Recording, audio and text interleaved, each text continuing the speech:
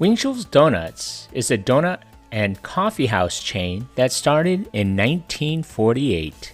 Thank you for your suggestion. Ralph, look. Winchell's is taking 75 cents off any dozen donuts. No, you don't mean any dozen, Norma. Any dozen, Ralph. Oh, look at those chocolate ones. Oh, and the apple fritters. Oh, no, not the lemon. 75 cents off the lemon? Any dozen, Ralph. They stop at nothing, Norma. I know, Ralph. Here's the car keys. 75 cents off any dozen donuts. Anytime at any Winchell's. The first of Winchell's donut houses was opened on October 8, 1948 in Temple City, California by Verne H. Winchell, a 33-year-old jukebox salesman who had majored in business at Pasadena City College. Though he had originally planned a drive-in hamburger stand, when an identical operation appeared across the street, Winchell switched gears and opened a drive-in donut and coffee shop instead. A cup of coffee cost a dime and a donut was a nickel. Customers could watch donuts being made through the shop's windows.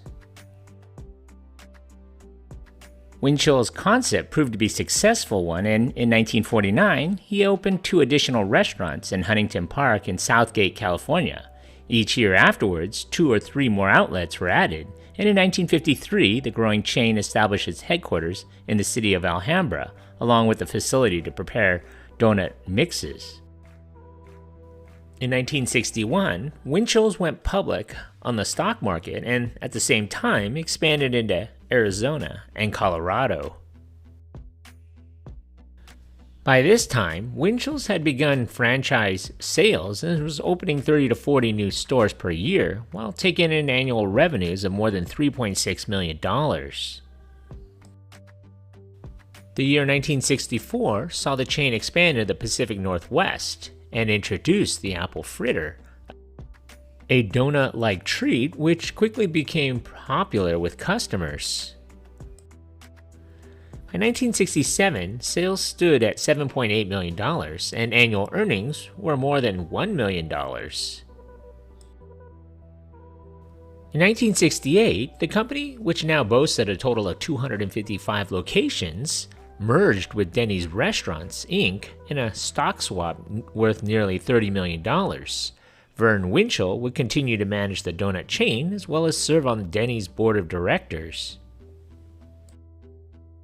In 1971, Winchell's bought out its franchisees and converted all units to company ownership. The following year, Verne Winchell was named chairman and CEO of Denny's. In 1973, the donut division's headquarters and production center was moved to a site near the parent's firm home base of La Mirada, California.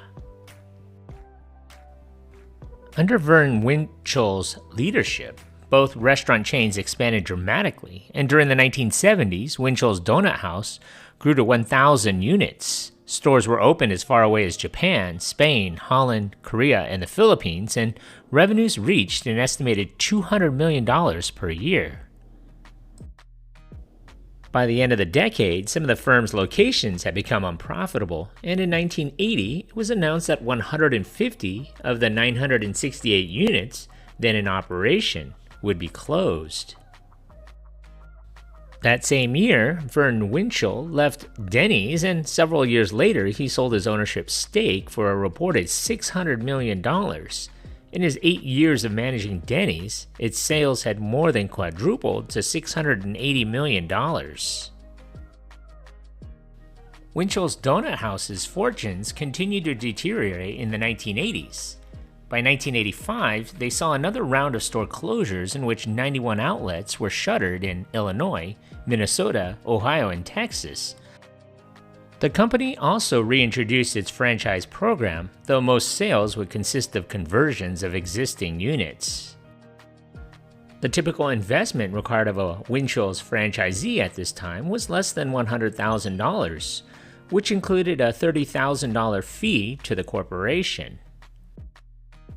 6% of gross sales were also paid back to the company for royalties and advertising, An average outlet grossed $225,000, which yielded a profit of 12%. Franchisees were required to take a 6-week training program and subsequent refresher courses. They could expect visits from companies' regional consultants to monitor quality.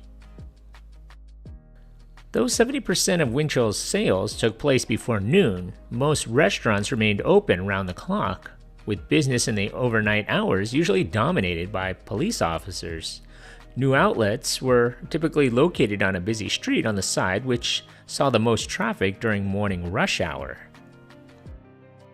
In 1985, Denny's returned to private ownership in a leveraged buyout by its management, and the resultant debt led to a spin-off of the Winchell's division in December of 1986. The company had by now shrunk to 720 company-owned and 22 franchise units, but it remained the second largest donut chain in the United States after industry leader Dunkin' Donuts. It was also the largest on the West Coast, with 466 outlets in California alone. The company had recorded profits of $6.8 million on sales of $180 million for fiscal year ending in June of 1986. Winchell's financial picture began to take a sharp turn for the worst, though the company was introducing new products such as cinnamon rolls and bear claws, and had reached a deal to sell its donuts at 600 7-Eleven stores in Los Angeles. Per-store sales were dropping and quarterly losses started to mount. Winchell's parent firm was changing ownership yet again, having been purchased by TW Services in July. By January of 1988, Winchell's stock had dropped from its opening price of $18 to less than $4, and 45 more stores were set for closure. The financial reports continued to be grim, however, and $12.8 million in losses were recorded on sales of $145 million for the year. By December, the chain had shrunk to 671 outlets in 15 states. 68 of which were franchisee-owned. Winchell's problems appeared to stem from a variety of factors. While the company blamed increased competition, much of it was from small mom-and-pop operators. Some of its difficulties were internally generated, according to some observers.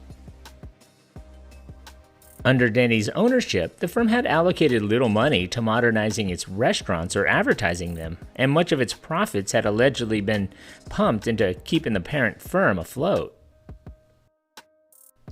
In June of 1989, Denny's owner, TW Services, was sold to Coniston Partners, which shortly afterwards sought to jettison the stake it owned in Winchell's. A buyer was found in Chateau Holdings Limited. In December of 1989, shortly after the sale had been completed, Chateau announced it was selling 263 Donut House stores to Pizza Hut Inc., which would convert them to drive-through restaurants. The deal was worth nearly $40 million, close to what Chateau had reportedly paid for the whole chain. The company soon announced several new initiatives to boost revenues. These included adding menu items to expand the restaurant's business beyond the morning rush hour and acquiring a plant in Northern California that would ship frozen dough to the chain's outlets, which they would make from scratch. Sales for 1994 hit approximately $82.5 million, at which time the company had about 240 corporate-owned and 60 franchised outlets. During the mid-1990s, sales began to slip again, however, and dipped to an estimated $71 million in 1996.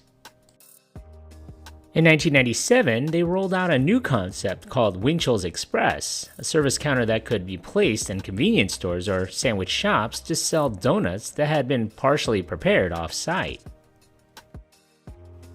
The company was also experimenting with its product mix, adding bagels and new flavored dough donuts, which had fruit and other ingredients added before baking. Another addition took the form of shaped donuts that were prepared for certain holidays, including heart-shaped donuts for Valentine's Day and Mother's Day. In 1998, Winchell's introduced a new, higher quality blend of coffee called Legendary Gold. Ads for the drink targeted the Starbucks chain, using copy that described it as premium quality, cheaper alternative to Big Bucks coffee. The firm also abandoned its traditional styrofoam cups for more expensive, environmentally friendly Perfect Touch variety seen in gourmet coffee shops. One of the firm's biggest problems continued to be the influx of new competitors. In addition to sales that were being taken by an onslaught of gourmet coffee shops and grocery store bakeries, Winchell's turf was now being targeted by Krispy Kreme. In June of 1999, Winchell's took another major step back to basics, instituting a guarantee that all of its donuts would be warm and fresh, or free between 6 and 9 a.m. The chain's slogan became home of the warm and fresh donut and offered its customers a 14 donut dozen as opposed to the standard baker's dozen of 13.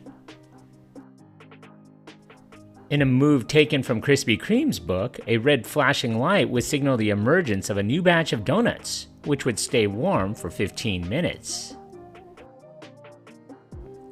In 1989, Winchell's saw new partnerships form to open more Winchell's Express outlets in 7-Eleven stores and Lucy's Laundromats, a laundromat chain which offered food from the likes of Subway and Burger King. The company was also now working on increasing bulk sales to schools and businesses. In early 2002, a new television ad campaign was launched in Los Angeles. In November of 2002, company founder Verne Winchell passed away at the age of 87. In 2004, Winchell's was purchased by Yum Yum Donuts, a company which operates 70 donut shops under its own name, but continues to operate Winchell's shops under their name. Today, there are around 104 locations found in California, Nevada, Colorado, Nebraska, Oklahoma, and Kansas.